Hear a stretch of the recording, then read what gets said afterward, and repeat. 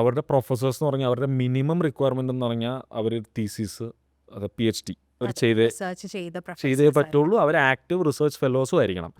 എല്ലാ വിസ ഓഫീസേഴ്സും by default നമ്മുടെ വിസ റിജക്റ്റ് ചെയ്യണമെന്നുള്ള ഇതിൽ തന്നെയാണ്. You don't deserve to be in the US എന്നുള്ള രീതിയിൽ തന്നെയാണ് ഇരിക്കുക. US-ന്റെ ടെക് ഇൻഡസ്ട്രി സർവൈവ് ചെയ്യണമെന്നുണ്ടെങ്കിൽ നമ്മൾ ഇന്ത്യൻസും വേണം. അത് വേറൊരു റിയാലിറ്റിയാണ്. പേരൻസിന് ഇവിടെ പ്രോപ്പർട്ടി ഉണ്ടെങ്കിലും ശരിക്കും പറഞ്ഞാൽ നമ്മുടെ ഒരു സോഴ്സ് ഓഫ് ഇൻകം ആയിട്ട് നമുക്കത് കാണിക്കാവുന്നതാണ്. ചുറ്റും ഉണ്ടായിരുന്നവരൊക്കെ റിജക്ഷൻ കാര്യങ്ങൾ പറഞ്ഞു വന്നപ്പോഴത്തേക്കും ഞാനും ഏതാണ്ട് മെൻ്റലി പ്രിപ്പയർഡ് ആയിരുന്നു റിജക്ഷൻ ഫേസ് ചെയ്യാൻ വേണ്ടിയിട്ട്. Welcome to Victoria's edu talks. ഇത് നമ്മുടെ സ്റ്റഡി അബ്രോഡിനെ പറ്റിയുള്ള കുട്ടി സീക്രറ്റ്സ് ഒക്കെ പറയുന്ന കുറച്ച് ഫൺ ആൻഡ് ഇൻഫോർമേറ്റീവ് പോഡ്കാസ്റ്റ് ആണ്. ഇന്ന് നമ്മൾ ഡിസ്കസ് ചെയ്യാൻ പോകുന്നത് എങ്ങനെയാണ് USA പോയി പഠിക്കാൻ പറ്റുന്നത്, what are the procedures, visa ഇൻ്റർവ്യൂവിനെ എങ്ങനെ നമ്മൾ ഹാൻഡിൽ ചെയ്യണം, അല്ലെങ്കിൽ എന്തൊക്കെ ഡോക്യുമെൻറ്റ്സ് കരുതണം, അങ്ങനെയെല്ലാം. ഇത് ജസ്റ്റ് ഒരു ഗൂഗിളിൽ കണ്ട questions അല്ല, but A real experience. So let me welcome my guest mister Ananthu. So നമ്മുടെ കൂടെ ഉള്ളത് അനന്തു ആണ്, എ റിയൽ അച്ചീവർ. സോ നമുക്ക് എവിടെ നിന്ന് സ്റ്റാർട്ട് ചെയ്യണം എന്ന് ചോദിച്ചു കഴിഞ്ഞാൽ അനന്തുവിൻ്റെ പാസ്പോർട്ടിൽ നിന്ന് തന്നെ തുടങ്ങാം. Congratulations Ananthu. Thank you. Yes. So USA student visa കിട്ടിയല്ലേ? യെസ്. കൺഗ്രാറ്റുലേഷൻസ്. ഓക്കെ, ഈ USA സ്റ്റുഡൻറ്റ് വിസ കിട്ടിയപ്പോൾ എന്തായിരുന്നു ആദ്യത്തെ റിയാക്ഷൻ? ആദ്യത്തെ റിയാക്ഷൻ എന്ന് പറഞ്ഞാൽ എനിക്കൊരു സത്യം പറഞ്ഞാൽ ഭയങ്കര ഒരു നെഗറ്റീവ് വൈബായിരുന്നു. ആ ഒരു കൗണ്ടറിൻ്റെ ഫ്രണ്ട് ചെല്ലുന്നവരെ എനിക്ക് ഇടയ്ക്കൊരു സംശയം വരെ തോന്നി. ഇനിയിപ്പോൾ വിസ ഓഫീസേഴ്സ് ഈ സ്റ്റുഡൻറ്റ് വിസയിൽ പോകുന്നവരെ മാത്രം തിരഞ്ഞു പിടിച്ച് റിജക്റ്റ് ചെയ്യുകയാണോ എന്ന് വരെ തോന്നിപ്പോയി. ചുറ്റും ഉണ്ടായിരുന്നവരൊക്കെ റിജക്ഷൻ കാര്യങ്ങൾ പറഞ്ഞു വന്നപ്പോഴത്തേക്കും ഞാനും ഏതാണ്ട് മെൻ്റലി പ്രിപ്പയർഡ് ആയിരുന്നു റിജക്ഷൻ ഫേസ് ചെയ്യാൻ വേണ്ടിയിട്ട്. ഫസ്റ്റ് ഇൻ്റർവ്യൂ തന്നെയാണ്. അപ്പോൾ എല്ലാവരും പറയുന്ന പോലെ ഒരു റിജക്ഷൻ കൊണ്ടൊന്നും തളരരുത്, ആ രീതിയിൽ വരെ ചിന്തിച്ച് തുടങ്ങിയായിരുന്നു. പക്ഷേ ലക്കിലി എന്താണെന്നറിയില്ല, ആക്സെപ്റ്റ് ആയെന്ന് പറയുമ്പോഴത്തേക്കും എന്താ പറയുക, ഒരു എക്സ്പ്ലെയിൻ ചെയ്യാൻ പറ്റാത്തൊരു എന്തോ ഭയങ്കര ഒരു റിലീഫ് ഫീലിംഗ് ആയിരുന്നു. ഒട്ടും കിട്ടുമെന്ന് പ്രതീക്ഷിച്ചല്ല. പോകുന്നതിന് മുമ്പ് കുറച്ച് യൂട്യൂബിൽ കുറച്ച് വീഡിയോസും കാര്യങ്ങളൊക്കെ കണ്ടിട്ടുണ്ടായിരുന്നു. അതിലെല്ലാവരും രണ്ടാമത്തെ മൂന്നാമത്തെ റിജക്ഷൻ വന്നിട്ട് അത് ഓവർകം ചെയ്ത് എങ്ങനെ ഫോർത്ത് അറ്റംപ്റ്റിൽ എങ്ങനെ കിട്ടി എന്നുള്ളതൊക്കെ ആയിരുന്നു കൂടുതലായിട്ട് പറഞ്ഞതും. അപ്പം ഞാൻ ഒട്ടും എക്സ്പെക്റ്റ് ചെയ്തിരുന്നില്ല, പക്ഷെ കിട്ടിയത് നോക്കിയപ്പോൾ ഭയങ്കര സന്തോഷം തോന്നി. Very good. സോ എന്തുകൊണ്ടാണ് USA സെലക്ട് ചെയ്തത്? USA സെലക്ട് ചെയ്യാനുള്ള മെയിൻ റീസൺ എന്ന് പറഞ്ഞാൽ ഞാൻ ഇപ്പോൾ വർക്ക് ചെയ്ത് തുടങ്ങിയിട്ടൊരു 8 to 9 ഇയേഴ്സായി. എൻ്റെ ഇതുവരെയുള്ള എക്സ്പീരിയൻസിലുള്ള എല്ലാം നമ്മൾ ഡീൽ ചെയ്തുകൊണ്ടിരുന്ന സിസ്റ്റംസ് ആണെങ്കിലും സ്റ്റാൻഡേർഡ്സ് ആണെങ്കിലും അത് യുണൈറ്റഡ് സ്റ്റേറ്റ്സിലെ അവരുടെ ടെക്നോളജിയെ ബേസ് ചെയ്തിട്ടുള്ള കാര്യങ്ങളായിരുന്നു. അപ്പോൾ എനിക്ക് ആ ഒരു എൻവയോൺമെൻറ്റൽ അറ്റ്മോസ്ഫിയറും തന്നെ പഠിക്കണമെന്നുള്ളൊരു എന്താ പറയുക, ഒരു ആഗ്രഹം ഉണ്ടായിരുന്നു. അത് എനിക്കറിയാം US കിട്ടാൻ കുറച്ച് പാടാണെന്ന് എനിക്കറിയാം. പക്ഷേ എന്നാലും ഹയർ സ്റ്റഡീസിന് പോവുകയാണെന്നുണ്ടെങ്കിൽ അപ്പോൾ US തന്നെ വേണമെന്ന് എനിക്കൊരു ബേസിക് ആയിട്ടുള്ളൊരു റിക്വയർമെൻ്റ് ആയിട്ട് ഞാൻ വച്ചിട്ടുണ്ടായിരുന്നു. ഓക്കെ, ശരി. അപ്പോൾ IT കമ്പനിയിലാണ് വർക്ക് ചെയ്തതെന്ന് പറഞ്ഞിരുന്നല്ലോ. അപ്പോൾ അവിടെ വർക്ക് ചെയ്തതും ഈ US വിസയും തമ്മിൽ എന്തെങ്കിലും ഒരു കണക്ഷൻ ഉണ്ടോ? അത് നിങ്ങളെ ഹെൽപ്പ് ചെയ്തായിരുന്നോ US ചൂസ് ചെയ്യാൻ, അല്ലെങ്കിൽ അവിടെ പോയി പഠിക്കാനായിട്ട്? അതിൽ ബേസിക്കലി നമുക്ക് IT മാത്രമല്ല ഉള്ളത്, നമ്മൾ മാനുഫാക്ചറിങ്, പ്രൊഡക്ഷൻ അതെല്ലാം വരുന്നുണ്ട്. ഞാൻ നിൽക്കുന്നത് നോൺ ITയിലാണ്. പക്ഷെ നമുക്ക് ഈ പറയുന്ന പോലെ അതിൻ്റെ ബേസ് ചെയ്തിട്ടുള്ള IT സംഭവങ്ങളും കൂടി ഉണ്ട്. അപ്പോൾ നമുക്ക് അറിയാവുന്ന ടെക്നോളജി ഇൻഡസ്ട്രി എന്ന് പറയുന്നത് US അത്രയും മച്യൂർ ആയിട്ടുള്ളൊരു ഫീൽഡാണ്. അപ്പോൾ ഞാൻ അന്വേഷിച്ചപ്പോഴും എനിക്കിപ്പോൾ എന്താ പറയുക, ഞാൻ കുറച്ച് നമ്മളെ എങ്ങനെ വന്നാലും ഒരു വിസ ഇൻ്റർവ്യൂവിന് മുമ്പ് നമ്മൾ കുറച്ച് ആൻസേഴ്സ് പ്രിപ്പയർ ചെയ്യുമല്ലോ. അപ്പോൾ ശരിക്കും പറഞ്ഞാൽ ആ യുണൈറ്റഡ് സ്റ്റേറ്റ്സിൽ ഇപ്പോൾ ക്ലയൻസിൻ്റേതാണെങ്കിലും എൻ്റെ കോവർക്കേഴ്സ് ആണെങ്കിലും ഞങ്ങൾ ശരിക്കും 4 പേര് ഇന്ത്യൻസ് ഉള്ളൂ ഞങ്ങളുടെ ടീമിൽ. ബാക്കി എല്ലാവരും യുണൈറ്റഡ് സ്റ്റേറ്റ്സിൽ നിന്ന് തന്നെ വർക്ക് ചെയ്യുന്നവരാണ്, അവിടെ തന്നെ ഉള്ള സിറ്റിസൻസാണ്. അപ്പോൾ അവരുമായിട്ടുള്ള ഇൻട്രാക്ഷനും കാര്യങ്ങളും ഉറപ്പായിട്ടും എൻ്റെ ആ ഡിസിഷനെ ഇൻഫ്ലുവൻസ് ചെയ്തിട്ടുണ്ട്. അതുപോലെ തന്നെ എനിക്ക് കുറച്ച് കാര്യങ്ങൾ എക്സ്ട്രാ ആയിട്ട് അറിയാൻ പറ്റിയത് ഞാൻ വിശ്വസിക്കുന്ന ആ ഒരു അറ്റ്മോസ്ഫിയറിൽ ഉണ്ടാകുന്നത്. അപ്പോൾ യു എസിൻ്റെ ടെക് ഇൻഡസ്ട്രി സർവൈവ് ചെയ്യണമെന്നുണ്ടെങ്കിൽ നമ്മൾ ഇന്ത്യൻസും വേണം. അത് വേറൊരു റിയാലിറ്റിയാണ്. അപ്പോൾ ഒരു എന്താ പറയുക, ഒരു ഗിവ് ആൻഡ് ടേക്ക് റിലേഷൻഷിപ്പാണ് ശരിക്കും പറഞ്ഞാൽ. അത് ശരിക്കും ബെനിഫിറ്റ് ചെയ്തിട്ടുണ്ടെന്ന് തന്നെയാണ് എൻ്റെ വിശ്വാസം. ഓക്കെ. ഏത് യൂണിവേഴ്സിറ്റിയും ഏത് കോഴ്സുമാണ് സെലക്ട് ചെയ്തത്? ഞാനിപ്പോൾ എനിക്ക് കോൾ ലെറ്റർ വന്നിട്ടുള്ളത് ക്ലീവ്ലൻഡ് സ്റ്റേറ്റ് യൂണിവേഴ്സിറ്റിയിൽ നിന്നായിരുന്നു. Situated in Cleveland, Ohio state. അവിടെ എൻ്റെ കോഴ്സ് എന്ന് പറയുന്നത് master of science in electrical engineering ആണ് എൻ്റെ കോഴ്സ് വരുന്നത്. ഇപ്പോൾ യു എസിലൊരു പ്രത്യേകത എന്താണെന്ന് പറഞ്ഞാൽ, ഇപ്പോൾ എല്ലാത്തിനും ഒരു സ്റ്റാൻഡേർഡ് ആയിട്ടുള്ള സിലബസ് അല്ല. അപ്പോൾ ഓരോ യൂണിവേഴ്സിറ്റി വൈസ് അതിൻ്റെ സിലബസിൽ അതിൽ കൊടുക്കുന്ന ഫോക്കസ് എവിടെയാണോ അത് വേരി ചെയ്യും. ഇപ്പോൾ പല യൂണിവേഴ്സിറ്റി, ഇപ്പോൾ ഇലക്ട്രിക്കൽ എൻജിനീയറിംഗ് എന്ന് പറയാൻ എനിക്ക് തോന്നുന്നു യു എസിലെ ഏറ്റവും എന്താ പറയുക, ഒരു ഹോട്ടസ്റ്റ് സെല്ലിംഗ് എന്ന് വിളിക്കാവുന്ന ഒരു കോഴ്സാണ്. അതെ, ഏറ്റവും പോപ്പുലർ ആയിട്ടുള്ള കോഴ്സസിൽ ഒന്നാണ് അത്. ഒന്ന് കമ്പ്യൂട്ടർ സയൻസും ഒന്ന് ഇലക്ട്രിക്കൽ എൻജിനീയറിംഗും ആണ്.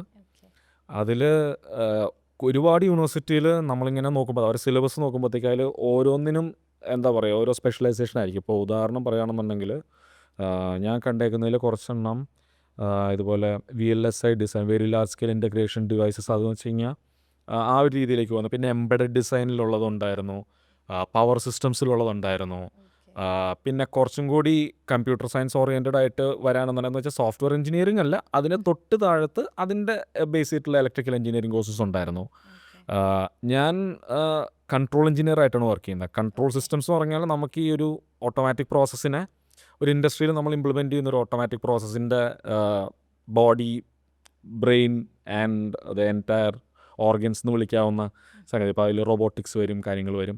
അപ്പോൾ അത് പ്രൊവൈഡ് ചെയ്യുന്ന എനിക്ക് ക്ലീവ്ലൻഡ് സ്റ്റേറ്റിൻ്റെ സിലബസ് ഞാൻ നോക്കിയപ്പോഴത്തേക്കും അതിൽ കൂടുതൽ കൺട്രോൾ എഞ്ചിനീയറിംഗിൽ കൂടുതൽ ഒരു ഫോക്കസ് തരുന്നതുകൊണ്ട് ഞാൻ ഓക്കെ അതിൽ തന്നെ നമുക്ക് ഫോർവേഡ് ചെയ്യാൻ നമ്മൾ തീരുമാനിച്ചു. അപ്പോൾ ബാച്ചിലേഴ്സ് എന്തായിരുന്നു ചെയ്തത്? ബാച്ചിലേഴ്സ് ചെയ്തത് electrical and electronics engineering BTech ആയിരുന്നു, ബാച്ചിലർ ഇൻ ടെക്നോളജി. അത് MG യൂണിവേഴ്സിറ്റി ആയിരുന്നു. MG യൂണിവേഴ്സിറ്റിയിൽ. ഓക്കെ. അപ്പോൾ നിങ്ങൾക്ക് ഇവിടുത്തെ ഒരു എഡ്യൂക്കേഷൻ സിസ്റ്റവും അവിടുത്തെ എഡ്യൂക്കേഷൻ സിസ്റ്റവും തമ്മിലൊന്നൊരു കമ്പാരിസൺ ചോദിച്ചു കഴിഞ്ഞാൽ എന്തായിരിക്കും ഒരു മേജർ ഒരു 3 പോയിന്റ്സിൽ പറയാൻ പറ്റുന്ന ഒരു കമ്പാരിസൺ? ഞാൻ ശരിക്കും പറഞ്ഞാൽ ഞാനത് എനിക്ക് കുറച്ച് വെബിനാറും കാര്യങ്ങളൊക്കെ കിട്ടിയായിരുന്നു. ഓക്കെ. ഇപ്പോൾ ക്ലീവ്ലൻഡ് സ്റ്റേറ്റിൽ പഠിച്ചുകൊണ്ടിരിക്കുന്ന അതിൽ ഇന്ത്യൻസ് ഉണ്ട്. അവരുടെയൊക്കെ ഒരു റിയൽ ലൈഫ് എക്സ്പീരിയൻസ് പോലെ അവർ പറഞ്ഞിട്ടുണ്ടായിരുന്നു. അവരും ഇതുപോലെ ഇന്ത്യൻ എഡ്യൂക്കേഷൻ സിസ്റ്റത്തിൽ നിന്ന് അവരുടെ പ്രൈമറി ഡിഗ്രി കിട്ടിയിട്ട് അണ്ടർ ഗ്രാജുവേറ്റ് ഡിഗ്രി കഴിഞ്ഞിട്ടാണ് അവരും പോയിട്ടുണ്ടായിരുന്നത്. അപ്പോൾ അവരെല്ലാവരും പറഞ്ഞിരുന്ന പോയിൻ്റ് നമ്പർ 1 എന്ന് പറഞ്ഞാൽ ഇവിടെ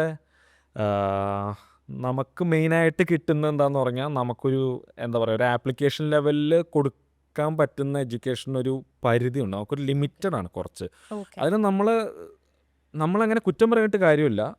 അതെന്താണെന്ന് വെച്ച് കഴിഞ്ഞാൽ നമ്മൾ കുറച്ചും കൂടി ഈ ഒരു ടെക്നോളജി ഡ്രിവൺ ആയിട്ടുള്ളൊരു സൊസൈറ്റി ആകുമ്പോഴത്തേക്കും നമ്മുടെ നാട്ടിൽ തരുന്ന കോഴ്സസും എനിക്ക് തോന്നുന്നു ആ ചേഞ്ച് റിഫ്ലക്റ്റ് ആവുമെന്നുള്ളതാണ് എനിക്ക് തോന്നുന്നത്. ഇപ്പോൾ യു എസിലെ കാര്യം പറഞ്ഞാൽ ഒരു 150-160 ഇയേഴ്സ് ആയിട്ടൊരു മാനുഫാക്ചറിങ് സൂപ്പർ പവർ തന്നെയാണ്. കുറേയൊക്കെ അവർ ചൈനയ്ക്കും വിയറ്റ്നാമിലേക്കൊക്കെ ഔട്ട്സോഴ്സ് ചെയ്തിട്ടുണ്ടെങ്കിൽ പോലും ഒരു മാനുഫാക്ചറിങ് ബേസ് ഇപ്പോഴും നല്ല സ്ട്രോങ് ആണ്. അപ്പോൾ ആ രീതിയിലൊരു എന്താ പറയുക, ഒരു ഇൻഡസ്ട്രിയൽ സൊസൈറ്റി ആണ് അവർ. അപ്പോൾ അവർ തരുന്ന എഡ്യൂക്കേഷൻ എന്ന് പറഞ്ഞാൽ നമുക്ക് കുറച്ച് ഡെറിവേഷൻസ് പഠിച്ചത് ബൈ ഹാർട്ടായിട്ട് നമുക്ക് പേപ്പറിൽ എഴുതാൻ അവിടെ അവർ പറഞ്ഞു ഓപ്പൺ ബുക്ക് എക്സാംസ് ഉണ്ട്. പക്ഷേ ബുക്ക് കൊണ്ടുപോയി കഴിഞ്ഞാൽ നമുക്കങ്ങനെ ബുക്ക് പെട്ടെന്ന് ഇങ്ങനെ തുറന്നു നോക്കിയിട്ട് അതിൽ ആൻസർ ഇവിടെയാണെന്ന് പറഞ്ഞാൽ ഒക്കെ എഴുതാൻ പറ്റില്ല. കാരണം ആ ആപ്ലിക്കേഷൻ ലെവൽ അറിഞ്ഞാലേ ആ ബുക്കിലുള്ള ഇൻഫർമേഷൻ നമുക്ക് ആൻസർ ആയിട്ട് കൺവേർട്ട് ചെയ്യാൻ പറ്റും. അത് പോയിന്റ് നമ്പർ 1 എന്ന് പറയുന്നത്.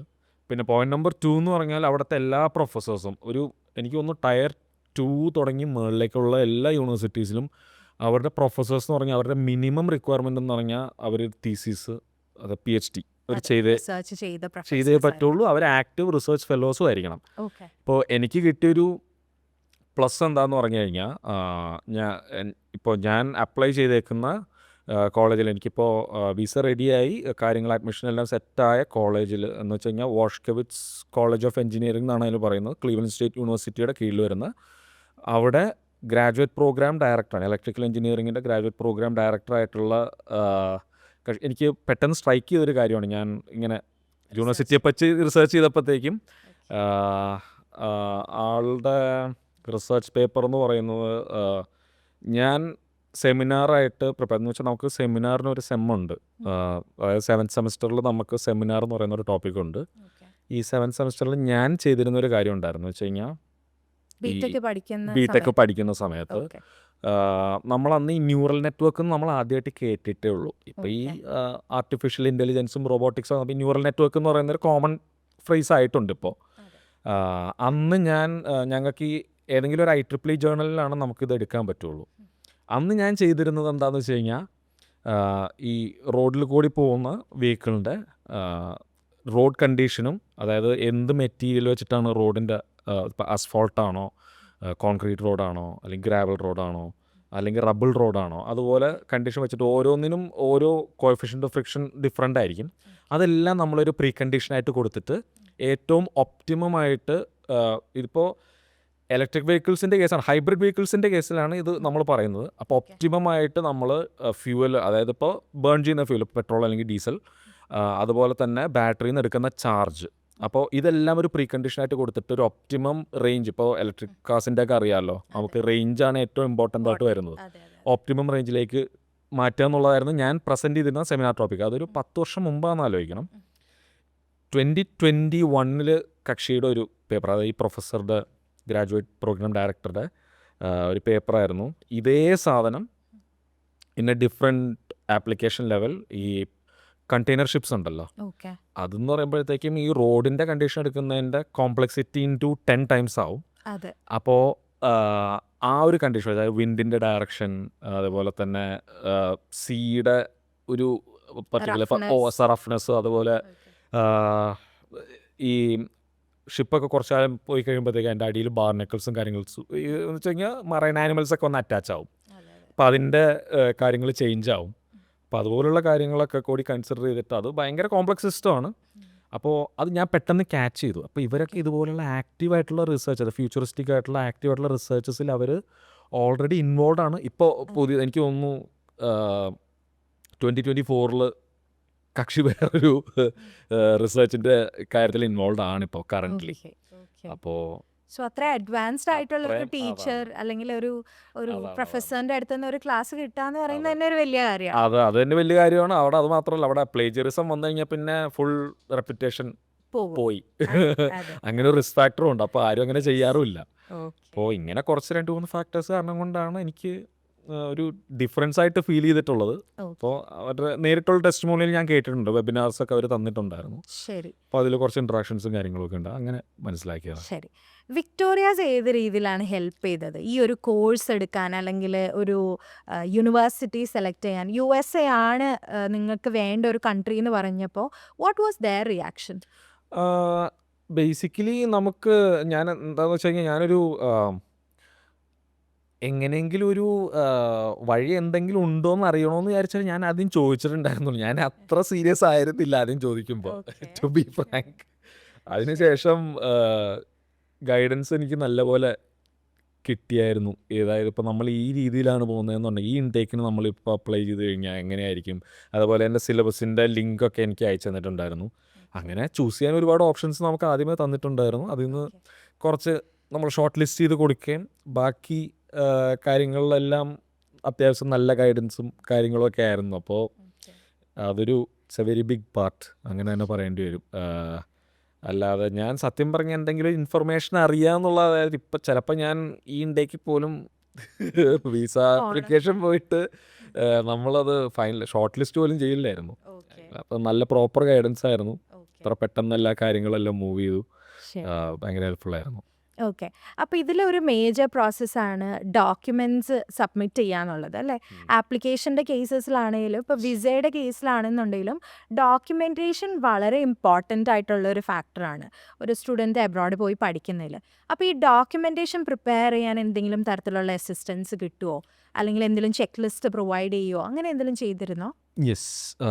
കാരണം US ഡോക്യുമെൻറ്റേഷൻ എന്ന് പറഞ്ഞാൽ സത്യം പറഞ്ഞാൽ അധികം ഡോക്യുമെൻറ്റ്സ് നമുക്ക് വേണ്ട എന്നുള്ളതാണ് സത്യം. പക്ഷേ ഇരിക്കുന്ന വിസ ഓഫീസറിന് തോന്നുവാണ് ആൾ പറയുന്നത് ശരിയല്ല എന്നൊരു സംശയം തോന്നുകയാണെന്നുണ്ടെങ്കിൽ എല്ലാ ഡോക്യുമെൻസും നമ്മൾ പറയുന്ന എല്ലാ കാര്യവും അവർ അതിൻ്റെ ഡോക്യുമെൻ്റ് കാണിക്കുമെന്ന് പറയില്ല. അതിനുള്ള സമയം അവർക്കില്ല. ഒരു 100 പേരെ ദിവസം ഇൻ്റർവ്യൂ ചെയ്യുന്ന ആൾക്ക് എല്ലാവരുടെയും ഡോക്യുമെൻറ്റ്സ് നോക്കാൻ എന്തായാലും സമയം ഉണ്ടാവില്ല. അപ്പോൾ ഡോക്യുമെൻറ്റേഷൻ പക്ഷേ നമ്മുടെ സൈഡ് ക്ലിയർ ആവാൻ വേണ്ടി നമ്മൾ പറഞ്ഞ എന്തെങ്കിലും ഒരു കാര്യം നമുക്ക് വാലിഡേറ്റ് ചെയ്യാനായിട്ട് നമുക്കൊരു ഡോക്യുമെൻറ്റ് പ്രൂഫ് ഇല്ല എന്നുണ്ടെങ്കിൽ അത് ഭയങ്കര ഒരു നെഗറ്റീവ് എന്ന് വെച്ച് കഴിഞ്ഞാൽ അവരെ തെറ്റിദ്ധരിപ്പിക്കാൻ നോക്കി എന്നുള്ള പേരിൽ റിജക്ഷൻ തന്നു കഴിഞ്ഞാൽ അത് ഭയങ്കര ഒരു നെഗറ്റീവാണത്. ഓഫീസറിനെ തെറ്റിദ്ധരിപ്പിക്കുക എന്ന് പറഞ്ഞാൽ ഭയങ്കര ഒരു ഒഫൻസാണ്. അവർ പിന്നെ അടുത്ത ആപ്ലിക്കേഷൻസിലും അതൊരു റിഫ്ലക്റ്റ് ആവും. അപ്പോൾ ഡോക്യുമെൻറ്റേഷൻ പക്കയായിരിക്കണം എന്നുള്ളത് ബേസിക് ഒരു പ്രീറെക്വിസിറ്റ് ആണ് ഈ US വിസ ആപ്ലിക്കേഷൻസിൻ്റെ. അത് ഏത് വിസ ആപ്ലിക്കേഷൻ സ്റ്റുഡൻറ്റ് തന്നെ ആയിരിക്കണമെന്നില്ല.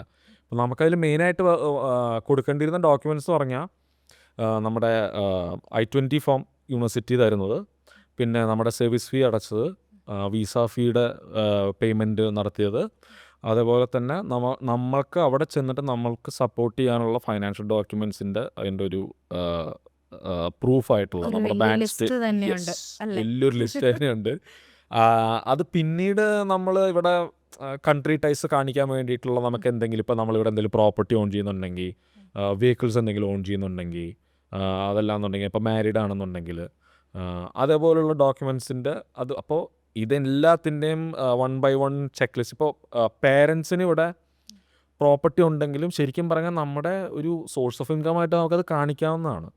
എന്നുവെച്ചാൽ നമ്മുടെ റെഡിലി അവൈലബിൾ ആയിട്ടുള്ള ലിക്വിഡ് മണി എങ്ങനെയാണെന്നുള്ളത് അത് ആദ്യം കാണിച്ചതിന് ശേഷം ഒരു സപ്പോർട്ടിങ് ഫൈനാൻഷ്യൽ ഇതായിട്ട് നമുക്ക് കാണിക്കാവുന്നതാണ്. അപ്പോൾ എന്തും നമ്മുടെ കോസിനെ സപ്പോർട്ട് ചെയ്യുന്ന എന്തും നമുക്ക് ഡോക്യുമെൻറ്റ്സ് ആയിട്ട് കാണിക്കാം. അതിൻ്റെ ഒരു ചെക്ക് ലിസ്റ്റ് എനിക്ക് വിക്ടോറിയസ് തന്നിട്ടുണ്ടായിരുന്നു. അത് വെച്ച് നമ്മൾ ഓരോന്നും നമ്മൾ ചെക്ക് ചെയ്താണ് പോയത്. ഭയങ്കര യൂസ്ഫുൾ ആയിരുന്നു. എന്തെങ്കിലും അവിടെ പ്രസന്റ് ചെയ്യേണ്ട ഒരു അവസ്ഥ വന്നിരുന്നോ? എന്തെങ്കിലും റിക്വസ്റ്റ് ചെയ്തായിരുന്നോ ഡോക്യുമെന്റ്സ്?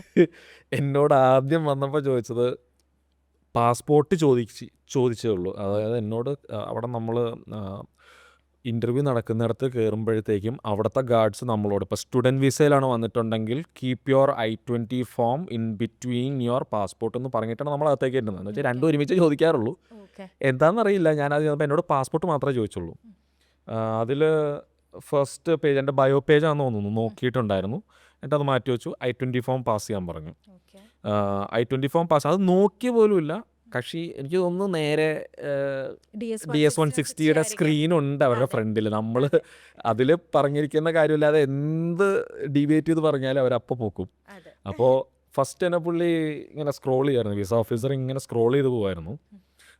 ഡോക്യുമെൻറ്റ്സ് ഒന്നും അതുവരെ വേറെ ഒന്നും ചോദിച്ചിട്ടുണ്ടായിരുന്നില്ല. സർവീസ് ഫീ അടച്ചോന്ന് ചോദിച്ചിട്ടില്ല, വിസ ഫീ അടച്ചോന്ന് ചോദിച്ചിട്ടില്ല, ഒന്നും ചോദിച്ചിട്ടില്ല. പുള്ളി ഇങ്ങനെ ഡോക്യുമെൻറ്റ്സ് ഇങ്ങനെ കയ്യിലുണ്ട് എൻ്റെ, പക്ഷേ ഡോക്യുമെൻറ്റ്സ് ഇങ്ങനെ ചോദിക്കൂന്ന് ഇങ്ങനെ വിചാരിച്ചിരിക്കുക. ഞാനിങ്ങനെ ഫ്ലാപ്പൊക്കെ ഓപ്പൺ ആക്കി വെച്ചേക്കുവാണ് നമ്മുടെ ഫയലിൻ്റെ, പക്ഷെ ചോദിച്ചില്ല. ഫസ്റ്റ് അത് എൻ്റെ എക്സ്പീരിയൻസ് ഫസ്റ്റ് ഒരു ഹിക്കപ്സ് സംഭവിച്ചായിരുന്നു. അതായത് നമ്മുടെ ഈ ബാർകോഡ് ഒട്ടിച്ച് തരുമല്ലോ നമ്മൾ ഈ വിസ ആപ്ലിക്കേഷൻ സെൻറ്ററിൽ പോകുമ്പോൾ നമ്മുടെ ഡോക്യുമെൻറ്റ്സ് സബ്മിറ്റ് ചെയ്യുമ്പോഴത്തേക്ക് നമ്മുടെ DS-160യുടെ കൺഫർമേഷൻ സബ്മിറ്റ് ചെയ്യുമ്പോൾ ബാർകോഡ് റീഡായില്ല. ഒരു 3-4 തവണ നോക്കിയിട്ട് റീഡായില്ല. അപ്പോൾ പുള്ളി അപ്പോൾ തന്നെ ഫസ്റ്റ് ചോദ്യം ചോദിച്ചു കഴിഞ്ഞു. വൈ ക്ലീവ്ലൻഡ് സ്റ്റേറ്റ് യൂണിവേഴ്സിറ്റി എന്നുള്ള ചോദ്യം ആദ്യമേ ചോദിച്ചു കഴിഞ്ഞു. ഗുഡ് മോർണിംഗ് ഇല്ല, ഹൗ ആർ യു ഇല്ല. അപ്പം തന്നെ ഞാൻ വിചാരിച്ചു ഒന്നുമില്ല, അപ്പോൾ ഇതെന്നെ റിജക്റ്റ് ആക്കാൻ വേണ്ടിയിട്ടായിരിക്കും ഞാൻ വിചാരിച്ചു. ആദ്യമേ ഞാൻ പറഞ്ഞല്ലോ ഭയങ്കര ഡൗൺ ആയിരുന്നു, ചുറ്റും റിജക്ഷൻസ് തന്നെയായിരുന്നു. അപ്പോൾ ഇതും അതിന് വേണ്ടിയിട്ട് എന്തെങ്കിലും ഒരു റീസൺ കാണാൻ വേണ്ടിയിട്ടായിരിക്കും. അല്ലെങ്കിൽ പക്ഷെ ഞാൻ എൻ്റെ മര്യാദയ്ക്ക് ഞാൻ അങ്ങോട്ട് ചോദിച്ചു. അപ്പോൾ ആൻസർ പറയുന്നതിന് മുമ്പ് hi officer, hope you are doing well, to answer your question Cleveland State University എന്ന് പറഞ്ഞുകൊണ്ട് ഞാനിങ്ങനെ തുടങ്ങി. എൻ്റെ ഒരു റീസൺ ഞാൻ കൊടുത്തിട്ടുണ്ടായിരുന്നു. ഇപ്പോൾ ഞാൻ പറഞ്ഞല്ലോ എനിക്ക് കൺട്രോൾ എഞ്ചിനീയർ ആയിരുന്നു, അങ്ങനെ കാര്യങ്ങളൊക്കെ പറയുമ്പോഴത്തേക്കും പുള്ളി പറഞ്ഞു ഒന്ന് വെയിറ്റ് ചെയ്യണമെന്ന് പറഞ്ഞു. Please hold on for a few minutes. അപ്പോൾ പുള്ളി എനിക്ക് പാസ്പോർട്ട് തിരിച്ചു. ഇതെന്ത് റിജക്ഷൻ ആണെന്ന് ഞാൻ പെട്ടെന്ന് ഞാൻ പറഞ്ഞു 2 സെന്റൻസ് ആയിട്ടില്ല. പാസ്പോർട്ട് തിരിച്ചു തരാന്ന് പറയാൻ റിജക്ട് ചെയ്തെന്നല്ലേ അർത്ഥം. അപ്പോൾ പുള്ളി പറഞ്ഞു കൗണ്ടർ നമ്പർ 15 ഇവിടെ ഹൈദരാബാദ് കോൺസുലേറ്റ് ആയിരുന്നു. കൗണ്ടർ നമ്പർ 15 പോയിട്ട് ബാർകോഡ് റീലോഞ്ച് ചെയ്ത് തരാൻ പറയാൻ പറഞ്ഞു. അപ്പോൾ ഞാൻ പറഞ്ഞു ഓക്കെ. കൗണ്ടർ നമ്പർ 15 ഞാൻ പോയിട്ട്, അപ്പോൾ എനിക്ക് കൗണ്ടർ നമ്പർ 24 or 25 ആയിരുന്നു, ഞാൻ കറക്റ്റായിട്ട് ഓർക്കുന്നില്ല. 24 ആണ് എനിക്ക് തോന്നുന്നത്. അപ്പോൾ എന്നോട് കൗണ്ടർ നമ്പർ 15 പോയിട്ട് അവരെന്ത് ചെയ്തിട്ട് അവിടെയും റീഡ് ആവുന്നില്ല. അപ്പോൾ നമ്മുടെ DS-160 അവർ തന്നെ കട്ട് ചെയ്ത് പോലെ ടേപ്പ് ചെയ്ത് ഒട്ടിച്ച് തന്നു. ഓക്കെ. ഇത് ആക്ച്വലി ഒറിജിനൽ ബാർകോഡ് അല്ല. നമ്മുടെ DS-160 അവർ വെട്ടി ഒട്ടിച്ച് അത് റീഡ് ആവുന്നുണ്ടോ എന്ന് നോക്കി, അത് റീഡ് ആവുന്നുണ്ട്. റീഡ് ആവുന്നുണ്ട്. അപ്പോൾ ഞാൻ തിരിച്ചങ്ങോട്ട് ചെന്നു. അപ്പോഴും ഞാൻ ഡോക്യുമെൻറ്റ്സ് ഒക്കെ കയ്യിൽ പിടിച്ചേക്കുക. രണ്ടാമത് വന്നപ്പോൾ പാസ്പോർട്ട് മാത്രം I-20 ഫോം ഞാൻ പാസ് ചെയ്തിട്ട് പുള്ളി വച്ചോളം പറഞ്ഞു. ഓക്കെ. ഞാൻ പറഞ്ഞു അല്ല റിജക്റ്റ് ആക്കാനോ പിന്നെ എന്തിനാ I-20 ഫോം അല്ലേ ആവശ്യമില്ലല്ലോ. ആവശ്യമില്ലല്ലോ Rejection എന്ന് പറഞ്ഞാ വിചാരിച്ചു. ശരി. ഞാനപ്പോൾ പുള്ളി ചോദിച്ചു ഓക്കെ യെസ് കണ്ടിന്യൂ. അപ്പോൾ ഞാൻ വിചാരിച്ചു ഇനിയിപ്പോൾ ഇദ്ദേഹം മാത്രമാണോ ഈ റിജക്റ്റ് ആക്കുന്നതെന്ന് പറയാൻ ഞാൻ വേറെ കൗണ്ടറിൽ പോയി നിൽക്കാതെ ഇപ്പോൾ കൗണ്ടർ നമ്പർ 15 അപ്പം തന്നെ പറഞ്ഞു സെയിം ഓഫീസറുടെ അടുത്ത് തന്നെ പോകണമെന്ന് പറയും. സെയിം കൗണ്ടറിൽ ചെല്ലണം, സെയിം ഓഫീസറുടെ അടുത്ത് പോകണമെന്ന് പറയും. ഓക്കെ. അപ്പം ഞാൻ ആ വഴി അടങ്ങി. എന്ന് ഞാൻ വിചാരിച്ചിങ്ങനെ ഇരിക്കുകയായിരുന്നു. ഇനിയിപ്പോൾ ഓഫീസറിൻ്റെ കുഴപ്പം കൊണ്ടാണ് ഈ റിജക്ഷൻ വരുന്നത് എനിക്കറിയത്തില്ലല്ലോ. അങ്ങനെ ആ കൗണ്ടറിൽ തന്നെ ചെന്നു. അപ്പോൾ പുള്ളി പറഞ്ഞു യെസ് കണ്ടിന്യൂ എന്ന് പറഞ്ഞു. മുമ്പ് പറഞ്ഞുകൊണ്ടിരുന്ന തന്നെ റെപ്പറ്റീഷൻ പുള്ളി ചെയ്തു. അപ്പം ഞാനിങ്ങനെ പറഞ്ഞാലും ഞാൻ റിസർച്ച് പേപ്പർ ഞാനിങ്ങനെ നോക്കി, അത് ഞാൻ എപ്പോഴും കേട്ടേക്കുന്ന ഒരു കാര്യം എന്താണെന്ന് പറഞ്ഞാൽ നമ്മുടെ ആൻസർ നമുക്ക് വേണ്ടി ടൈലർ ചെയ്തായിട്ട് തോന്നണം ഓഫീസറിന്. നമ്മൾ സ്വയമായിട്ട് റിസർച്ച് ചെയ്ത് പറയുന്ന പോലെ. ചിലവരുടെ വിചാരം എന്ന് പറഞ്ഞാൽ നമ്മൾ ഭയങ്കര ഫാൻസി വേർഡ്സ് ഒക്കെ യൂസ് ചെയ്ത് കഴിഞ്ഞാൽ അവരെ ഇമ്പ്രസ് ചെയ്യാൻ ഒരിക്കലും പറ്റില്ല. ഫാൻസി വേർഡ്സ് യൂസ് ചെയ്യുമ്പോൾ എനിക്ക് തോന്നുന്നു അവർ ഈ സീക്രട്ട് സർവീസിലൊക്കെ ഉണ്ടായിരുന്നവരാണ് ഈ വിസ ഓഫീസേഴ്സായിട്ട് ഇടുന്നത്. കള്ളത്തരം പോക്കാൻ അവർക്ക് ഭയങ്കര ഈസിയാണ്. അതെ, കാണുമ്പോഴേ അവർ ഡിസൈഡ് ചെയ്യുന്ന കേട്ടിട്ടുണ്ട്. അപ്പോൾ ഭയങ്കര അവിടെ ചെന്ന് ഷേക്സ്പിയർ ആണെന്ന് വിചാരിച്ച് സംസാരിച്ച് കഴിഞ്ഞാൽ അവർ നടക്കില്ല. അപ്പോൾ നമ്മുടെ പേഴ്സണലി നമുക്ക് വേണ്ടി ടൈലർ ചെയ്ത ആൻസർ ആണെന്നുള്ളത് എപ്പോഴും നമുക്ക് ഫീൽ ചെയ്യണം. നമുക്ക് ഫീൽ ചെയ്യണതല്ല, അവരുടെ ഓഫീസറിന് തോന്നണം. ശരി. അപ്പോൾ ഞാൻ പറഞ്ഞതനുസരിച്ച് ഞാൻ കൺട്രോൾ എഞ്ചിനീയർ ആയിരുന്നു ഇത്ര കാലം. ഇന്ന വർക്ക് ഞാൻ ചെയ്തതാണ്. അപ്പോൾ ഞാൻ നോക്കുമ്പോഴത്തേക്ക് എനിക്ക് ഹയർ സ്റ്റഡീസിന് ടൈമായി എന്നുള്ള കാര്യം എനിക്ക് ഇപ്പോഴാണ് ഞാൻ മെയിനായിട്ട് ഫോക്കസ് ചെയ്തത്. എനിക്ക് ജോബിൽ കുറച്ചുകൂടി ഒരു സീനിയർ റോൾ എനിക്ക് ഏറ്റെടുത്താൽ കൊള്ളാമെന്നുണ്ട്. അതിൻ്റെ ഒരു സ്കിൽ ഡെവലപ്മെൻറ്റ് എനിക്ക് തോന്നുന്നു എനിക്ക് ഹയർ സ്റ്റഡീസിന് എനിക്ക് മാസ്റ്റേഴ്സ് എടുത്താലേ പറ്റുമെന്ന് തോന്നുന്നു. ആ രീതിയിലാണ് ഞാൻ പറഞ്ഞത്. അപ്പോൾ എനിക്ക് അതിന് പറ്റുന്ന സിലബസ് എനിക്ക് കിട്ടിയത് ക്ലീവ്ലൻഡ് സ്റ്റേറ്റ് യൂണിവേഴ്സിറ്റി അവിടെ ആണെന്ന്. ബാക്കിയുള്ള ഞാൻ ഇങ്ങനെ പറഞ്ഞായിരുന്നു നല്ല റിസർച്ച്. അപ്പോൾ ജനറൽ ആയിട്ടുള്ള കാര്യം ഏറ്റവും അവസാനം പറഞ്ഞാൽ മതി. അതായത് ആദ്യമേ തന്നെ കയറി US-ൻ്റെ യൂണിവേഴ്സിറ്റി അറ്റ്മോസ്ഫിയർ ഭയങ്കര ഇതാണ്, റാങ്കിങ്ങിനൊന്നും ഒരു കാര്യമില്ല എന്ന് പറഞ്ഞു. അതായത് ഇപ്പോൾ പറയുന്നുണ്ടല്ലോ ഈ ടോപ്പ് ടിയർ യൂണിവേഴ്സിറ്റിയിലേക്ക് പോകുന്നവർ, ഇപ്പോൾ ഐവി ലീഗ് കോളേജസിലേക്ക് പോകുന്നവർക്ക് പോലും റിജക്ഷൻ അടിക്കുന്നു എന്ന് പറഞ്ഞാൽ കാരണം അവരുടെ ഒരു വിസ ഓഫീസറിന് യൂണിവേഴ്സിറ്റി റാങ്ക് എന്ന് പറഞ്ഞാൽ ഹി ഡസൻറ്റ് ബോദർ എനിത്തിങ്. അതൊരിക്കലും അവരെ സംബന്ധിച്ചിടത്തോളം നിങ്ങൾ എന്ത് യൂണിവേഴ്സിറ്റി, എനിക്ക് തോന്നുന്നു Tier 3 തുടങ്ങി കമ്മ്യൂണിറ്റി കോളേജിലേക്കൊക്കെയാണ് പോകുന്നതെന്നുണ്ടെങ്കിൽ റിജക്ഷൻ ഉണ്ടാവും. കാരണം ഉഴപ്പാൻ ചാൻസ് കൂടുതലാണ്, അവരുടെ അറ്റ്മോസ്ഫിയർ കുറച്ച് വ്യത്യാസമാണ്. ഈ Tier 3 തുടങ്ങി മുകളിലേക്കുള്ളത് ഇപ്പോൾ നമ്മൾ പറയാം QS റാങ്കിങ് എന്നൊക്കെ പറയില്ലേ. QS റാങ്കിങ് ഒരു 2000 താഴെ വരെയുള്ള യൂണിവേഴ്സിറ്റി ആണെന്നുണ്ടെങ്കിൽ യൂണിവേഴ്സിറ്റി മോശമാണെന്നുള്ള കാരണം കൊണ്ട് ഒരിക്കലും റിജക്റ്റ് ചെയ്യില്ല. ബാക്കിയുള്ളതെല്ലാം നമ്മൾ പറയുന്ന അനുസരിച്ചിരിക്കും. എന്നോട് ആ ഒരൊറ്റ ചോദ്യം ചോദിച്ചുള്ളൂ, just one question, no documents, financial support എങ്ങനെയായിരിക്കും എന്നുള്ള മേജർ ക്വസ്റ്റ്യൻ അതുപോലും ചോദിച്ചില്ല. ഒറ്റ ചോദ്യം, ഒരു 20-25 സെക്കൻഡ്സ് ഞാൻ ആൻസർ പറഞ്ഞു. എന്നോട് place your left hand on the scanner എന്ന് പറഞ്ഞു. എനിക്കറിയാമായിരുന്നു സത്യം പറഞ്ഞാൽ അപ്രൂവലിൻ്റെ ഒരു ഫസ്റ്റ് സ്റ്റെപ്പാണ് ബയോമെട്രിക്സ് എടുക്കുക എന്നുള്ളത്. അതായത് വിസ ഓഫീസർ ബയോമെട്രിക്സ് എടുക്കുക എന്നുള്ളത്. നമ്മൾ അവിടെ VSC പോയിട്ട് ചെയ്ത പോലെ തന്നെ ഇവിടെ ഞാൻ മെന്റലി പ്രിപ്പയർഡ് ആണല്ലോ റിജക്ഷൻ ബ്ലാങ്ക് ആയിരുന്നു. എനിക്ക് മനസ്സിലായില്ല.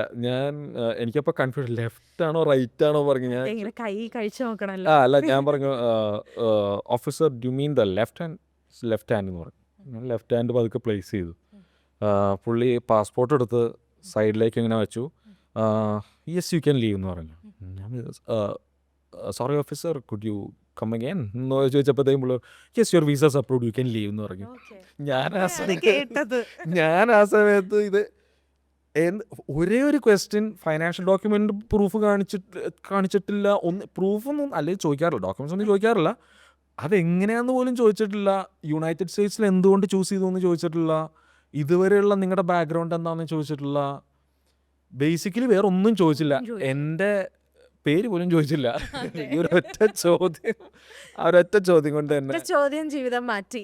സത്യം. യെസ്. എനിക്ക് തോന്നുന്നു അപ്പോൾ എനിക്ക് മനസ്സിലായി ഞാൻ പുറത്തിറങ്ങിയതിന് ശേഷമാണ് ഞാനത് അനലൈസ് ചെയ്തത്. ഡോക്യുമെന്റ്സ് അപ്പോഴും നമ്മുടെ കയ്യിൽ വേണം. നമുക്ക് പറയാൻ പറ്റില്ലല്ലോ, ചിലപ്പോൾ അടുത്ത് ചോദിക്കുകയാണ് ഓക്കെ നിങ്ങൾ ഭയങ്കര ഇമ്പ്രസീവായിട്ട് നിങ്ങളുടെ കരിയർ ഫ്രണ്ടിലേക്ക് കൊണ്ടുപോയി, ഇനി അവിടെ US ചെന്നിട്ട് എന്തായാലും ഒരു ഇൻകം ഇല്ലാണ്ട് നിൽക്കാൻ പറ്റില്ലല്ലോ, അതെങ്ങനെയാണെന്ന് ചോദിച്ചിരുന്നെങ്കിൽ ചിലപ്പോൾ നമ്മൾ പറയുന്നതിൽ എന്തെങ്കിലും സംശയം തോന്നിയെങ്കിൽ ഒരു ഡോക്യുമെന്റ് പ്രൂഫ് എന്തായാലും ചോദിക്കും. ചോദിക്കാം.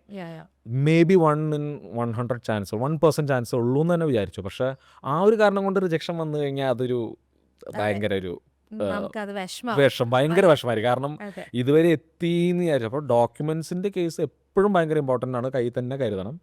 ഇപ്പോൾ എൻ്റെ കേസിൽ അത് വേണ്ടി വന്നില്ല, പലരുടെയും കേസിൽ വേണ്ടി വന്നില്ല. ഇപ്പോൾ റിജക്ഷൻ അടിക്കുന്നവരോടും ഡോക്യുമെന്റ് പ്രൂഫ് മാച്ച് ആവാത്തതുകൊണ്ടല്ല റിജക്ഷൻ അടിക്കുന്നത്, ചിലപ്പോൾ അവർ പറഞ്ഞതിൻ്റെ പേരില്ല, അത് നമ്മുടെ കയ്യിലുള്ളതല്ല. പക്ഷേ നമ്മുടെ കയ്യിലുള്ള കാര്യം നമ്മൾ ക്ലിയർ ആയിട്ട് പോകണമെന്നുണ്ടെങ്കിൽ നമുക്കെല്ലാം ഡോക്യുമെന്റ്സ് വെച്ചിട്ട് തന്നെ വാലിഡേറ്റ് ചെയ്യാൻ പറ്റണം. ശരി. അതാണ് എനിക്ക് ഞാൻ കേട്ടു നമ്മുടെ തൊട്ട് മുന്നിൽ ഇങ്ങനെ ലൈനായിട്ടാണ് നിർത്തുക അല്ലേ വിസ ഓഫീസറിന്റെ മുന്നിൽ.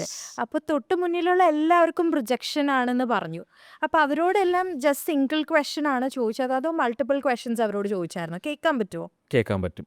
അവരുടെ ആൻസേഴ്സ് നമുക്ക് കേൾക്കാൻ പറ്റും. കാരണം എന്താണെന്ന് പറഞ്ഞാൽ ഈ വിസ ഓഫീസേഴ്സ് സംസാരിക്കുമ്പോൾ ഒരു ഗ്ലാസ് സെപ്പറേഷൻ ഉണ്ട്. അതിൻ്റെ രണ്ട് സൈഡിൽ നമ്മളിപ്പോൾ ഒരു പില്ലർ കാണുന്ന പോലെ തന്നെ, ഇപ്പോൾ ഇതൊരു വിൻഡോ ആണെന്നുണ്ടെങ്കിൽ ഈ രണ്ട് സൈഡിലും സ്പീക്കേഴ്സ് ഉണ്ട്. ആ സ്പീക്കേഴ്സിൻ്റെ താഴെ തന്നെ നമ്മുടെ സൗണ്ട് ക്യാപ്ചർ ചെയ്ത് ഓഫീസേഴ്സിന് കേൾക്കാൻ വേണ്ടിയിട്ട് താഴത്തെ ഒരു മൈക്രോഫോണിൻ്റെ ഒരു യൂണിറ്റും ഉണ്ട്. അപ്പോൾ നമ്മൾ പറഞ്ഞു കഴിഞ്ഞാൽ പതുക്കെ പറഞ്ഞാലും അത്യാവശ്യം ആംപ്ലിഫൈഡ് ആയിട്ട് തന്നെ അവർ കേൾക്കും.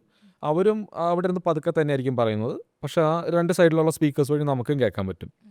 അപ്പോൾ പുറകെ നിൽക്കുന്നവർക്ക് നമ്മുടെ ആൻസർ ശരിക്കും കേൾക്കാൻ പറ്റും. ഈ ഞാൻ ശ്രദ്ധിച്ചതിൽ വെച്ചിട്ട് എൻ്റെ മുമ്പിൽ നിന്നിരുന്ന 2 പേര്, അതായത് 4 പേരെയാണ് മാക്സിമം ഒരു ക്യൂവിൽ നിർത്തുകയുള്ളൂ, ഒരു കൗണ്ടറിൻ്റെ ക്യൂവിൽ. അതുപോലെ counter number 14 to counter number എനിക്ക് തോന്നുന്നു 40 സംതിങ് ഉണ്ട്. അത്രയും കൗണ്ടേഴ്സ് അവൈലബിൾ ആണ് ഒരു സമയം. അപ്പം നിങ്ങൾ ആലോചിച്ച് നോക്കണം എത്ര പേര് അതിൻ്റെ അകത്ത് ടൈം ഇൻ്റർവ്യൂ അറ്റൻഡ് ചെയ്യുന്നുണ്ടെന്ന്. അത് മാത്രമല്ല എൻ്റെ പുറകിൽ, അപ്പം ഞാൻ കയറിയതൊരു 10:30 ആ ഒരു ടൈമിലാണ് അകത്തേക്ക് കയറിയത്. 9:30യുടെ സ്ലോട്ടാണ്. അപ്പോൾ ഒരു 9-9:30യുടെ ഇടയിൽ കോൺസുലേറ്റിൻ്റെ ഫ്രണ്ടിൽ വരണം. അവർ നമ്മുടെ ആദ്യം ബാർകോഡ് സ്കാൻ ചെയ്യും. അവിടെയൊക്കെ സ്കാനിങ് വർക്കായിരുന്നു കേട്ടോ. അത് സ്കാൻ ചെയ്ത് അകത്തേക്ക് പറ്റാതെ പോയത്. അതിനുശേഷം നമ്മൾ അവിടെ ഒരു ക്യൂവിലൊരു 45 മിനിറ്റ്സ് നിൽക്കണം. അപ്പോൾ ഞാനൊരു 10-10:30 ആ ഒരു ടൈം ആയപ്പോഴത്തേക്കാണ് അകത്തേക്ക് കയറിയത്. ഫ്രണ്ടിലുണ്ടായിരുന്നവരോട് മെയിനായിട്ട് ആദ്യം തന്നെ ചോദിച്ചു, why do you want to go to the united states. സത്യം പറഞ്ഞാൽ അവർക്കറിയാം നമ്മൾ എന്ത് വിസ ആണ് നമ്മൾ അപ്ലൈ ചെയ്തേക്കുന്നത്. എല്ലാം DS-160 ഉണ്ടല്ലോ. പക്ഷെ അവരത് ചോദിക്കുന്നതിൻ്റെ പിന്നിലൊരു റീസൺ ഉണ്ടെന്ന് പിന്നീട് എനിക്ക് മനസ്സിലായത്. അതായത് ബേസിക്കലി എനിക്കൊരു വെബിനാർ സെഷൻ കിട്ടിയായിരുന്നു, യൂണിവേഴ്സിറ്റി തന്നെ അറേഞ്ച് ചെയ്തിട്ട്. അവരൊരു എക്സ് വിസ ഓഫീസർ ആയിരുന്നു. അവർ പറഞ്ഞ എന്താണെന്ന് പറഞ്ഞാൽ എല്ലാ വിസ ഓഫീസേഴ്സും ബൈ ഡിഫോൾട്ട് നമ്മുടെ വിസ റിജക്റ്റ് ചെയ്യണമെന്നുള്ള ഇതിൽ തന്നെയാണ്. You don't deserve to be in the US എന്നുള്ള രീതിയിൽ തന്നെയാണ് ഇരിക്കുക. ഇവിടെയും പഠിക്കാമല്ലോ, പിന്നെ എന്തിനാ അവിടെ വരണം? അപ്പോൾ അവരാദ്യം തന്നെ വൈ ആർ യു ഹിയർ എന്ന് ചോദിച്ചു കഴിഞ്ഞാൽ I am here for an F1 interview visa എന്ന് പറഞ്ഞാൽ ഓക്കെ, ആൻസർ കറക്റ്റാണ്. പക്ഷേ അവരുടെ ആ പ്രജുഡിസിനെ ഒന്ന് ഷിഫ്റ്റ് ചെയ്യാനുള്ള ഒന്നും ആ ആൻസറിലില്ല. അപ്പോൾ അവർ പറഞ്ഞ എന്താണെന്ന് പറഞ്ഞാൽ നിങ്ങളുടെ ബേസിക് അത് ഏറ്റവും ക്രിസ്പായിട്ട് പറയണം. കഥ പറയുന്ന പോലെ പറയരുത്, അവരെ ബോറടിപ്പിക്കരുത്. അതായത് ഇപ്പം എൻ്റെ പേര് ഇതാണ്, ഞാൻ ഇത്ര കാലം ഇവിടെ വർക്ക് ചെയ്യും, ഞാൻ ഇന്ന പോലെ എനിക്ക് അണ്ടർ ഗ്രാജുവേറ്റ് ഡിഗ്രി ഉണ്ട്, ഗ്രാജുവേഷന് ശേഷം ഞാൻ ഇത്ര വർഷം ഇവിടെ വർക്ക് ചെയ്തു, ഇപ്പം ഞാൻ എൻ്റെ ഹയർ സ്റ്റഡീസ് പെർസ്യൂ ചെയ്യാണ്. ആ ഒരു പെർസ്യൂട്ടിൽ എന്നെ ഹെൽപ്പ് ചെയ്യാൻ വേണ്ടിയിട്ട് ഒരു വിസ അപ്പോയിൻമെൻറ്റ് ഞാൻ ബുക്ക് ചെയ്തു, which I'm hoping to get by the end of this interview. അങ്ങനെയൊക്കെ പറയുമ്പോഴത്തേക്കും നമ്മൾ ഭയങ്കര എന്തൂസിയാസ്റ്റിക് ആണെന്നുള്ളൊരു ഇവൻ പോയാൽ പഠിക്കാൻ തന്നെയാണ് പോകുന്നതെന്നുള്ളൊരു ഫീലിംഗ് അവർക്ക് കിട്ടും. അങ്ങനെയാണ് അവർ ഒപ്പീനിയൻ ചേഞ്ച് ചെയ്യണമെന്ന് പറഞ്ഞത്. ഇപ്പോൾ എൻ്റെ കേസിൽ അതൊന്നും ചോദിച്ചില്ല, വൈ ക്ലീവ്ലൻഡ് സ്റ്റേറ്റ് യൂണിവേഴ്സിറ്റിയിൽ നേരിട്ട് ചോദിക്കുകയായിരുന്നു. ഫ്രണ്ടിലുണ്ടായിരുന്നവരോട് ബേസിക്കലി ആ ഒരു പാറ്റേൺ തന്നെയായിരുന്നു ഫോളോ ചെയ്തിരുന്നത്. പക്ഷെ അനന്തോന്റെ അടുത്ത് വന്നപ്പോൾ ക്വസ്റ്റ്യൻ സഡൻലി ഷിഫ്റ്റ് ചെയ്തു. അനന്തി ഓൾറെഡി പ്രിപ്പയർഡ് ആയിരുന്നു വൈ US എന്നുള്ള ആൻസർ പറയാൻ? ബിക്കോസ് മുന്നിലുള്ള രണ്ടുപേരോടും ആ ക്വസ്റ്റൻ ആണല്ലോ ചോദിച്ചത്. പക്ഷേ നമ്മൾ ആ നടന്ന് ഫ്രണ്ടിലേക്ക് ചെല്ലുമ്പോൾ അത് മറന്നു പോകും, മറന്നു ബ്ലാങ്ക് ആവും. Blank. കാരണം ഫസ്റ്റ് ഓഫ് ഓൾ ഞാൻ പറഞ്ഞില്ലേ, അവിടെ നിന്ന് ഇവിടെ നിന്നും ഒക്കെ നമുക്ക് എല്ലാ കൗണ്ടറിൽ നിന്നുള്ളതും കേൾക്കാം. നമ്മുടെ ചെവി എങ്ങോട്ട് കൂർപ്പിച്ച് വെക്കണോ അങ്ങോട്ടുള്ളതൊക്കെ നമുക്ക് കേൾക്കാൻ പറ്റും. നമുക്ക് അങ്ങനെ ഞാൻ അവിടെ നിന്നും കേട്ടു, ഇവിടെ നിന്ന് കേട്ടു, എല്ലായിടത്തും റിജക്ഷൻ തന്നെ റിജക്ഷനാണ് വരുന്നത്. അപ്പം ഞാൻ സത്യം പറഞ്ഞല്ലോ, ഞാൻ മെൻ്റലി പ്രിപ്പയർഡ് ആയിരുന്നു എന്ന് പറഞ്ഞല്ലോ റിജക്ഷൻ എടുക്കാൻ. ആ സമയം കൊണ്ട് തന്നെ നമ്മുടെ മൈൻഡ് ബ്ലാങ്ക് ആവും. അപ്പോൾ എന്നോട് ഫ്രണ്ടിലുണ്ടായിരുന്നവരോട് ചോദിച്ചു, എനിക്ക് തോന്നുന്നു എൻ്റെ മുമ്പിലുണ്ടായിരുന്ന തൊട്ട് ഫ്രണ്ടിലുണ്ടായിരുന്ന ആൾക്ക് ഓൾറെഡി ട്രിപ്പിൾ ഡിഗ്രി ഉണ്ട് ഇവിടെ നിന്ന്. ഓക്കെ. പ്ലസ് അതേ സബ്ജക്റ്റിൻ്റെ ബേസിസിൽ പുള്ളി ഒരു പോസ്റ്റ് ഗ്രാജുവേഷൻ എടുത്തിട്ടുണ്ട്. പുള്ളി ഇപ്പോൾ ഹോട്ടൽ മാനേജ്മെൻറ്റ് പഠിക്കാനായിട്ട് യു എസിലേക്ക് പോകാമെന്ന് പറഞ്ഞു. അപ്പോൾ പുള്ളിയുടെ ഡിഗ്രി എണ്ണി നോക്കിക്കഴിഞ്ഞാൽ 3 അണ്ടർ ഗ്രാജുവേറ്റ് ഡിഗ്രി ഉണ്ട്, ഒരു പോസ്റ്റ് ഗ്രാജുവേഷൻ സെയിം സബ്ജക്റ്റിലുണ്ടെന്ന് വെച്ചാൽ ടെക്നിക്കൽ ഫീൽഡാണ്. എൻ്റെ പോലെ അല്ല, പക്ഷേ IT എന്തോ ആയിരുന്നു. ഇതുപോലെയൊക്കെ പഠിച്ചതെന്നാണ് പറഞ്ഞത്. എനിക്ക് ബിസിനസ് അനലിസ്റ്റ് ഓൾറെഡി ഇന്ത്യയിൽ നിന്ന് എടുത്താന്ന് തോന്നുന്നു. അത് കഴിഞ്ഞിട്ട് ഇനി ഹോട്ടൽ മാനേജ്മെൻറ്റ് പഠിക്കാൻ യു എസിലേക്ക് പോകാമെന്ന് പറഞ്ഞാൽ അതൊരു ടോട്ടൽ ഡൊമൈൻ ചേഞ്ച് മാത്രമല്ല, ഇത്രയധികം ഡിഗ്രി ക്വാളിഫിക്കേഷൻസ് ഉണ്ട്, ഓവർ ക്വാളിഫൈഡ് ആണ്. അപ്പോൾ ഓഫീസറുടെ ഭാഗത്ത് നിന്ന് ചിന്തിക്കുമ്പോൾ കക്ഷി എങ്ങനെയെങ്കിലും യു എസിലേക്ക് ഇമിഗ്രേറ്റ് ചെയ്തിട്ട് ഇതൊരു ഭാരമാവും എന്നൊരു ഫീലിംഗ് ആണ് ഉണ്ടാവുക. അതെനിക്ക് റിജക്ഷൻ വരുമെന്ന് എനിക്ക് അറിയായിരുന്നു. പക്ഷേ എൻ്റെ അപ്പുറത്തെ കൗണ്ടറിൽ ഒരു പെൺകുട്ടി ഉണ്ടായിരുന്നു, ബ്രില്യൻ്റ് ആയിട്ട് ആൻസേഴ്സ് എല്ലാം നല്ല ഉഗ്രനായിട്ട് ടൈലർ ചെയ്ത പോലെ പറഞ്ഞായിരുന്നു. എനിക്ക് തോന്നുന്നത്, ഞാൻ പുറത്തേക്ക് ഇറങ്ങിയിട്ടാണ് ഇതൊക്കെ ആലോചിച്ചത്, അത്രയും നേരം ബ്ലാങ്ക് ആയിരുന്നല്ലോ. പുറത്തേക്ക് ഇറങ്ങിയിട്ട് ആലോചിച്ചപ്പോഴത്തേക്കും അങ്ങനെയാണെങ്കിൽ ആ പെങ്കൊച്ചിന് എന്തുകൊണ്ട് റിജക്റ്റ് ആയി എന്നിങ്ങനെ ആലോചിച്ചപ്പോഴത്തേക്കും എനിക്ക് തോന്നുന്നത് ഏതോ ഒരു ചോദ്യത്തിൽ തിരിച്ചു വരാനുള്ള ഇൻറ്റൻറ്റ് കറക്റ്റായിട്ട് സ്റ്റേറ്റ് ചെയ്തില്ല. So what do you plan after your studies എന്നുള്ള ആ ഒരു ചോദ്യം ഇല്ല, അത് പറഞ്ഞില്ല. സ്റ്റേ ചെയ്യാനുണ്ടെന്ന് പറഞ്ഞില്ല. ഞാൻ കൂടുതൽ ബെറ്റർ ഓപ്പർച്യൂണിറ്റി കിട്ടും എന്നേ പറഞ്ഞിട്ടുള്ളൂ. അത് യു എസിലാവാം, അവിടെ വെച്ച് തന്നെ പറഞ്ഞിട്ടുണ്ട ഞാൻ എനിക്ക് തിരിച്ച് വന്നിട്ട് ഇന്നതുപോലെ ചെയ്യാനുണ്ട്, അല്ലെങ്കിൽ വേണ്ട, ഒന്നും വേണ്ട. ഏറ്റവും അധികം വിൽക്കപ്പെടുന്ന സ്വപ്നം എന്ന് പറയുന്ന പേരൻസിൻ്റെ കൂടെ സ്റ്റാർട്ടപ്പ് തുറന്നു. അതെന്തോ ഇപ്പോൾ ഒരു സ്റ്റാൻഡേർഡ് ആൻസർ ആയി പോയി എന്ന് തോന്നുന്നു. എനിക്കറിയില്ല, ഇത് പറഞ്ഞ റിജക്ഷൻ കിട്ടുമെന്ന് അറിയില്ല. എന്തെങ്കിലുമൊക്കെ പറയായിരുന്നു, ഒരു ഇൻറ്റൻഷൻ കാണിക്കായിരുന്നല്ലോ തിരിച്ചു വരാനൊരു ഫാമിലി ടൈസ് പറഞ്ഞാൽ മതിയായിരുന്നു. അല്ലെങ്കിൽ പറയായിരുന്നു ഫാദറിന് ബിസിനസ് ഉണ്ട്, അതിനെ അസിസ്റ്റ് ചെയ്യാനായിട്ടും. അതുപോലെ എനിക്ക് ഇപ്പോൾ യു എസിൽ പഠിക്കാൻ പോകുമ്പോൾ എന്തായാലും കുറച്ച് കോൺടാക്ട്സ് ഉണ്ടാക്കാമല്ലോ. ബിസിനസ് ഇന്ത്യയിൽ കൂടുതൽ ഡെവലപ്പ് ചെയ്യാൻ വേണ്ടിയിട്ട് ഇപ്പം മാനുഫാക്ചറിങ് ബേസ് ചെയ്തിട്ടുള്ള എന്തെങ്കിലും ബിസിനസ് ആണെന്നുണ്ടെങ്കിൽ അതൊരു പോയിൻ്റായിട്ട് പറയായിരുന്നു. എനിക്കൊരു പോയിൻ്റ് ഓഫ് കോൺടാക്ട് യു എസിൽ ഉണ്ടാക്കിയിട്ട് ഞാൻ നാട്ടിലേക്ക് വരാണ്, എന്തെങ്കിലുമൊക്കെ പറയായിരുന്നു നമുക്ക്. എനിക്ക് തോന്നുന്നു അത് പറയാത്തതുകൊണ്ടായിരിക്കണം അവിടെ റിജക്ഷൻ വന്നത്. കാരണം അത്രയും നല്ല ഇൻട്രസ്റ്റിംഗ് ആയിട്ട് എന്ന് വെച്ച് കഴിഞ്ഞാൽ പ്രോപ്പർലി പേഴ്സണൽ ഇതിന് വേണ്ടിയിട്ട് ടൈലർ ചെയ്ത കാര്യങ്ങളൊക്കെയാണ് പറഞ്ഞിരുന്നത്. നമുക്ക് വേണ്ടി അത് ആ പേഴ്സണലായിട്ടുള്ള കാര്യങ്ങളെല്ലാം നല്ല വൃത്തിയായിട്ട് പറയുകയും ചെയ്തു. സത്യം പറഞ്ഞാൽ എൻ്റെ കോൺഫിഡൻസ് ഇതിങ്ങനെ കയറുന്നൊന്നുമില്ല, സീറോയിൽ ഇങ്ങനെ പോയത് ആ ഒരു sorry we cannot approve your visa എന്നിട്ടൊരു ബ്ലൂ സ്ലിപ്പ് ആണെന്ന് തോന്നുന്നു. ബ്ലൂ ആണോ ഗ്രീൻ ആണോ ഞാൻ നോക്കുന്നത്. ഓരോ റിജക്ഷനും ഓരോ കളറുണ്ടെന്ന് എനിക്കറിയാം. ഓരോ റീസൺ സ്പെസിഫിക് അവർക്ക് അത് ആ റീസൺ സ്പെസിഫിക് അടുത്ത കാര്യം എന്ന് പറഞ്ഞാൽ നമ്മൾ എന്ത് പറഞ്ഞപ്പോഴാണ് റിജക്ഷൻ വന്നതെന്ന് അതിലില്ല. ഇന്ന റീസൺ കൊണ്ടാണ് റിജക്ട് ചെയ്യുന്നത്. അപ്പം നമ്മുടെ പറഞ്ഞ ആൻസേഴ്സിൽ ഏതെങ്കിലും അങ്ങനെ തോന്നാൻ പാകത്തിന് എന്തെങ്കിലും പറഞ്ഞു എന്നുള്ളത് നമ്മൾ വീണ്ടും ആലോചിക്കണം. ഇതൊരു ട്രഷർ ഹണ്ടിങ് പോലെയാ, നമ്മുടെ പസില് പോലെ. അത് നമ്മൾ കണ്ടുപിടിച്ചോണം നമ്മൾ എന്ത് മണ്ടത്തര പറയുന്നത്. ചില വിസ ഓഫീസേഴ്സ് നമ്മളോട് ഇങ്ങോട്ട് ഇട്ട് തരും. OPT CPT പഠിക്കാറുണ്ടോ എന്ന് ചോദിച്ചാൽ ഇല്ല എന്ന് പറഞ്ഞാൽ അത് പ്രശ്നമാണ്. ബാങ്ക് ലോൺ മെൻഷൻ ചെയ്യുന്ന സത്യം പറഞ്ഞ ഇറ്റ്സ് ആൻ അഡ്വാൻറ്റേജ് എന്ന് പറഞ്ഞു. സ്കോളർഷിപ്പ് ഉണ്ടെങ്കിൽ അത് I-20 മെൻഷൻ ചെയ്യും. അത് actually it's a very big plus on your DS-160 as well as your visa interview. Basically നമുക്ക് അങ്ങനെ ഏൺ ചെയ്യാനുള്ള ഓപ്ഷൻ ഉള്ളപ്പോൾ നമ്മൾ ഈ പുറത്ത് പോയിട്ട് റിസ്ക് എടുത്ത് ജോലി ചെയ്യാൻ പാടില്ല എന്നുള്ളത് ഫസ്റ്റ് റിക്വയർമെൻ്റ് ആണ്. If you are A student you should only study. പലരും വിചാരിക്കും നമ്മൾ ഈ ബാങ്ക് ലോണിൻ്റെ ഒക്കെ കാര്യം പറഞ്ഞു കഴിഞ്ഞാൽ അതൊരു നെഗറ്റീവ് ആവുമെന്ന് പലപ്പോഴും സംശയമുണ്ട്, പലർക്കും സംശയമുള്ളതാണ്. US പോയി ഒരു 50 lakhs സ്പെൻഡ് ചെയ്ത് നമ്മുടെ കരിയറിൽ നിന്ന് ഒരു 2 years ഗ്യാപ്പ് എടുക്കാന്ന് പറയുന്നത് is it really worth it?